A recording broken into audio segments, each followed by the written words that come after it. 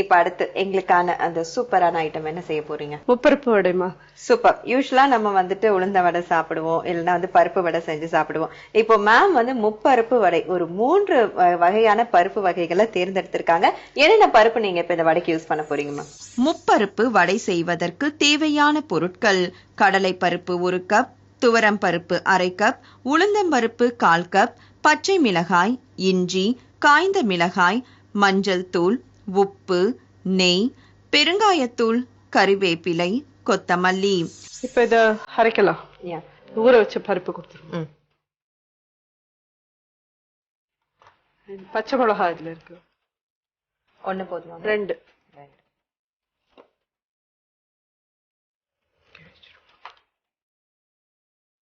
ஏன் கீழே வச்சிருங்கன்னு சொன்னீங்கன்னா பச்சை மிளகாலாம் கையில வாங்க கூடாதுன்னு சொல்லுவாங்க.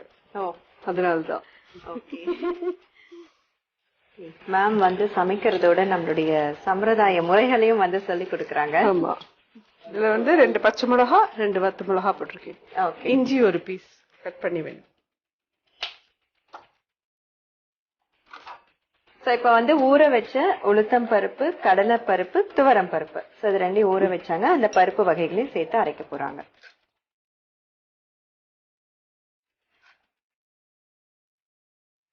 இப்ப இந்த 3 பருப்பும் நீங்க எவ்வளவு நேரம் ஊற வச்சீங்க? இது 2 hours ஊற வச்சிருக்கேன். இப்ப நீங்க சொன்ன அந்த ரேஷியோக்கு ஏத்த மாதிரி காஞ்ச மிளகா, பச்சை மிளகா எல்லாம் சேர்த்துக்கீங்க. இது இப்ப அரைச்சிடலாம்.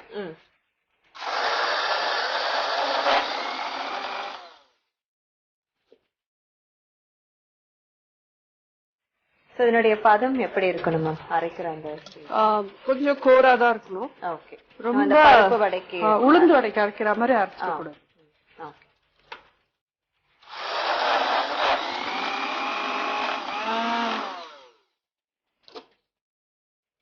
அதனாலதான் அவ்வளவா தண்ணியே இல்லாம தண்ணியை எடுத்துட்டு இத அரைக்கிறதுக்கு. ஓகே.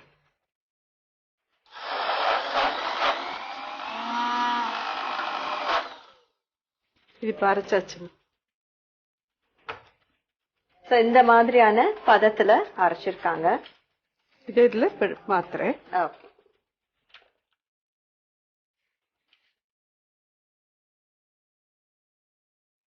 இப்ப அடுத்து என்ன பண்ண போறோமா? இதுல உப்பு, மஞ்சப்பொடி, கொஞ்சம் கோஸ் கட் பண்ணி வச்சிருக்கேன். ஓகே. அது இதுல போட்டா அது ஒரு ஃபிளேவர். வெங்காயத்துக்கு பதிலா கோஸ். சூப்பர். யூஸ்வலா நம்ம வந்து வடை பண்ணணும் அப்படின்னாலே வந்து ஆனியன் தான் சின்ன சின்னதா கட் பண்ணி சேர்ப்போம்.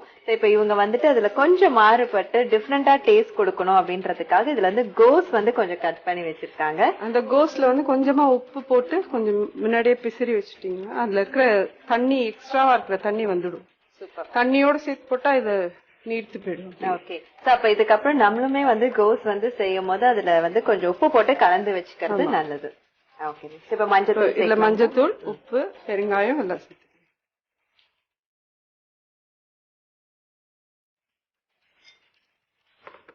பெருங்காயம். இப்ப அரைச்ச அந்த வடை மாவுல வந்துட்டு கொஞ்சம் மஞ்சத்தூள் சேர்த்தாங்க, தேவையான அளவு உப்பு, அதுக்கப்புறம் ஃபைனலா வந்து பெருங்காயத்தூள் ஆட் பண்ணிருக்காங்க. கருவேப்பிலை,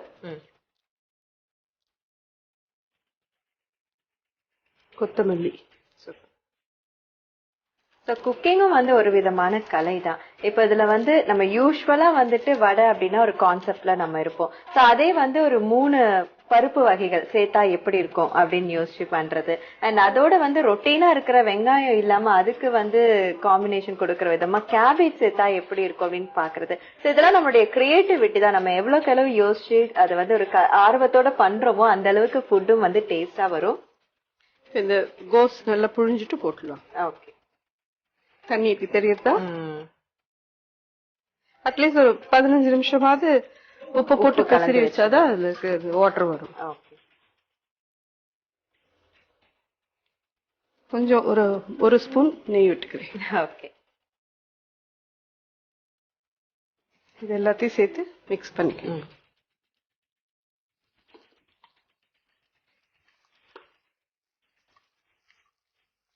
அரைச்சு வச்ச அந்த பருப்பு வகைகள் அந்த வடையுடைய அந்த மாவுல வந்துட்டு கொஞ்சம் மஞ்சத்தூள், உப்பு, பெருங்காயத்தூள் இதெல்லாம் சேர்த்தாங்க. அதுக்கப்புறம் சின்ன சின்னதா கட் பண்ணி வச்ச கோஸ் வந்து ஆட் பண்ணிருக்காங்க.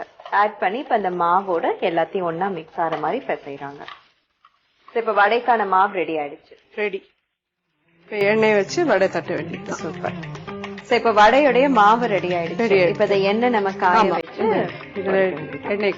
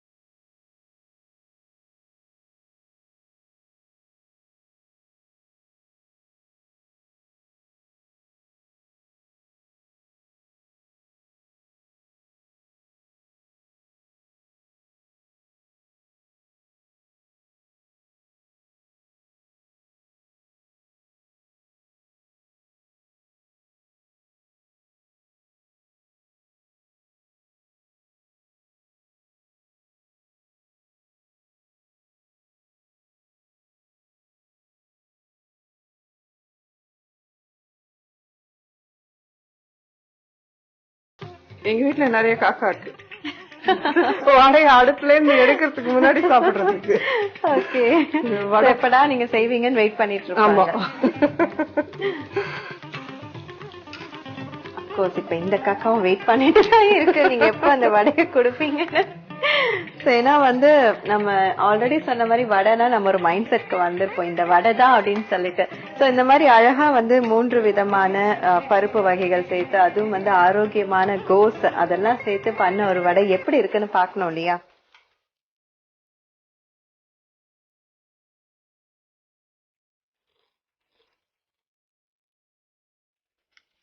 மேம் சூப்பர் டூப்பரா செஞ்சுட்டீங்க. சோ உண்மையிலே இந்த வடை ரொம்ப அருமையா இருக்கு. நான் ஆரம்பத்துல இருந்து சொன்ன மாதிரி நம்ம ஒரே ஒரு பருப்பு வகை வடையோட நம்மளுடைய மைண்ட் ஸ்டக்கப் ஆயிருக்கும். ஆனா இந்த மாதிரி 3 வகையான பருப்பு வகைகள் அதோட கேபேஜ் அவங்க கொஞ்சமான அளவு கேபேஜ் யூஸ் பண்ணியிருந்தாலும் அந்த கோஸுடைய பிளேவர் அதனுடைய டேஸ்ட் நல்லா தனிச்சு தெரியுது. சோ கட்டாயமா நீங்களும் இந்த ரெசிபியை ட்ரை பண்ணி பாருங்க. முப்பருப்பு வடை செய்யும் முறை: மிக்சியில் பச்சை மிளகாய், காய்ந்த மிளகாய், இஞ்சி, பருப்பு சேர்த்து கரகரப்பாக அரைத்துக் கொள்ளவும். அதில் மஞ்சள் தூள், உப்பு, பெருங்காயத்தூள், கறிவேப்பிலை, கொத்தமல்லி, கோஸ், நெய் சேர்த்து பிசைந்து மாவை வடை போல் தட்டி சூடான எண்ணெயில் பொரித்தெடுக்கவும். முப்பருப்பு வடை தயார்.